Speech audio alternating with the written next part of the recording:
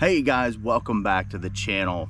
Let's have a little talk here about the Oldtown Sportsman 106 PDL. We're now 2+ years into this, almost 3 years. Would I buy it again? That's a great question. Stick around, let's answer that question.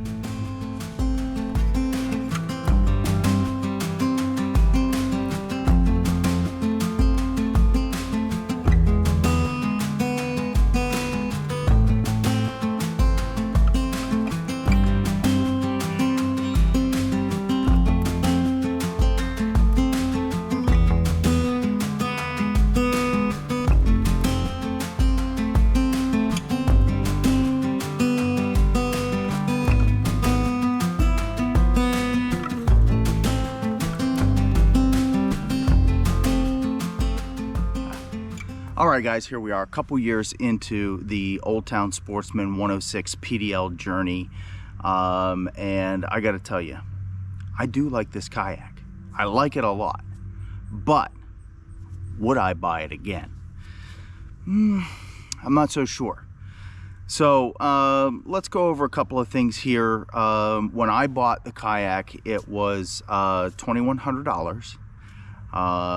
Which a couple of years ago I sold my Moken and I saved up to purchase this kayak. So, you know, $2,100 isn't anything to sniff at. That's a pretty nice chunk of change. So I try to keep the kayak nice. I do like it. Let's go through some things that I like, that I love, and some things that not so much. Okay, so first thing, I love how stable this kayak is. When I'm out on the water, I do not feel tippy at all. Reaching down to grab a fish or release a fish, I can stand up in this kayak. Even in a little bit of current, I'm comfortable enough to stand up in this kayak. I can get on my knees in the seat, turn around completely. And as you saw in the intro part there, I did add a Black Pack Pro. I have not gotten that out on the water yet, so I'm still working on with the cabling in the back, how we rig that. I did lose a rod because of my old thing. I put a zip tie homemade PVC holder in the back of the crate, and it slid back right up against the rudder, and it the rudder got caught on one of my rods, my Miravel reel and SLX rod, and in the lake it went. And of course it was a super dirty day, so I was not able to retrieve that rod. Was super bummed, so I lost that rod. So I started looking at the Black Pack Pros. I can put the rod holders on the side. I can kit it. It's got rubber feet, so it's not going to slide. So a couple of other improvements there. But I like the rear tank well. It's wide enough to hold that Black Pack Pro. Blah, blah, blah. Save that 5 times fast. You know, I really like this. I can turn around completely behind me and look in there on the water and not have to worry about tipping over. So the stability of this kayak is outrageous. It's really, really good. I like the front dry storage. I can put a lot of stuff in there, so I actually keep my battery in there. My transducer cable goes in there for my fish finder, which eventually I will upgrade. It's more of just a depth finder and a water temperature gauge than it is a fish finder. The mapping is very poor on that. What I know these days versus what I knew when I first bought that one almost 6 years ago, I'll do something a little different next time. So I'll get something with some side scan and better mapping, and we'll go about it that way. But I like the pedal drive. The pedal drive is really smooth, particularly the dry storage in the pedal drive. When I'm out there, I put my phone, my keys, my wallet, my GoPro batteries go down there as well. So that's really good storage. I do like the little net things on the side, the built-in storage they have on the side there, really good. So let's go to a couple of things that I don't like. Before we get into the things that I don't like, what do you guys think about this t-shirt with the new Average Dad logo right here? The wife made this for me. Hey, check out the back, guys. The wife's been getting into making some t-shirts, so she made some for me, made some for the boys, made some for the nieces, and my brother too. So anyway, let's get into that couple things that I don't like about the Kayak. And we may have to pause a little bit here. The neighbor's grass cutters are here.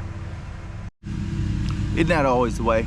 Come out here to do a video for y'all, and I got grass cutters next door and all kind of background noise. I'm sorry, y'all. Okay, now let's get into a couple of things I don't like. The first thing, first and foremost, is the weight. Why is the weight important? Because I rooftop my kayak. So I'm gonna throw in a picture here of it on top of my vehicle. It's not easy. And when you're doing this, so what do you do this 8 times every time you go fishing, right? Up and down before, up and down when you get there, up and down after the trip, and up and down when you get home. So that's 8 times. It gets a little tiring. So the weight is, they say this thing's 107 pounds, you know, rigged weight, I think is what they call it. So that's not the haul weight. So I've got some of the specs here. So they say it's 100 pounds rigged weight. Now, if that's with the pedal drive and the seat, they say the seat's 6 pounds. I'm not buying 6 pounds for the seat. They say that the pedal drive is 18 pounds. I'm buying that. So that means that just the hull is 83 pounds. It feels a little heavier than that. And I think when I first bought it, that's what the specs are. So, you know, that's an issue. I'm not gonna lie. It's not easy to put up there. I have a whole system on how I go about getting it up there on my kayak, on my roof. So I'm not lifting it up there, straining my back, but it is difficult. So that is one thing I don't like. If y'all want to see a video of how I rooftop this and what my process is, get down in the comments, let me know, give me a thumbs up, and we'll put that video together here this fall. The other thing I don't like the rudder. For some reason, this rudder just will not stay put for me, especially when I'm going to the right. For some reason, I have to keep putting the handle down to make sure it's down all the way. It just won't stay there. I've played with the cables, I've played with the tension knob. It just will not stay right where I want it, which is difficult in fast current. So the rudder is another thing that I don't like much at all. The last thing that I dislike about this is the way the seat's positioned, and I know I can fix this, and I'm probably going to, but the way that it naturally sits is backwards. You know, you're kind of leaning back while you're pedaling.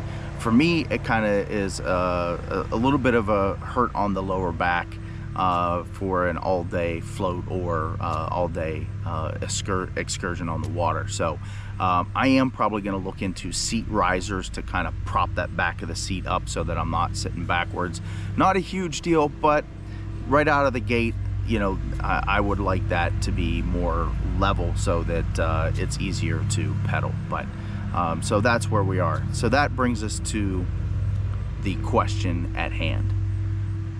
Would I buy this kayak again? So if in 2025 everything was the same as when I bought it in 2022, then yeah, I would buy it again. If the price was the same and all the other kayaks on the market were the same as they were then, I would buy it again. Even if the price was the same as it is today, but all the kayaks on the market were the same as they were then, I would buy it again. So if it was today's price against today's kayak market, I don't think I'd buy this kayak again. I really don't, and here's why. Native has come out with the Native Slayer Propel 10 LTE, and it is a much lighter kayak. I'm going to throw up something on the screen here so that you can see the little comparison that I made between the Oldtown 106 PDL and the Slayer LTE. So the length of the Oldtown is 10 feet 6 inches. The Slayer 10 LTE is 10 feet. 6 inches, not a big deal.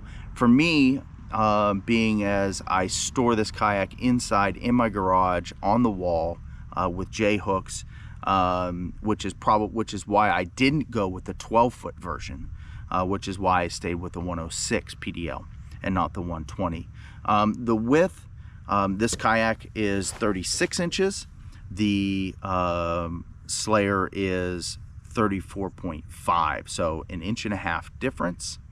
That's not, in my opinion, not a huge difference. Now, will that make a big difference in stability? I don't know.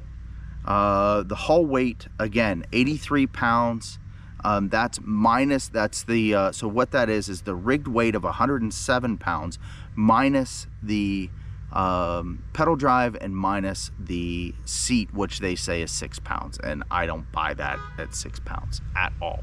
So that's where I come up with 83. I really honestly think it's more towards 90-95 pounds. And the hull weight of the Slayer is 65 pounds. So the rigged weight of this 106 again is 107 pounds. The rigged weight of the LTE is 85 pounds. Now the big difference between the two is, as you can see, the weight capacity. A 25-pound more weight capacity with the 106 PDL versus the Slayer LTE. It's 450 versus 425. Now, I'm not that big of a guy. I'm 5'9". Let's call it 200 pounds. I've been 198, 201, somewhere in that neighborhood. So let's call it 200 pounds. So I don't need another 250 pounds. I don't bring another 250 pounds worth of gear with me. So I'm not really pushing that weight capacity, okay? And the price, as you can see, is also a little lighter with the Slayer LTE. We're gonna round up the Oldtown to $2,600, and the Slayer we're gonna round up to $2,250.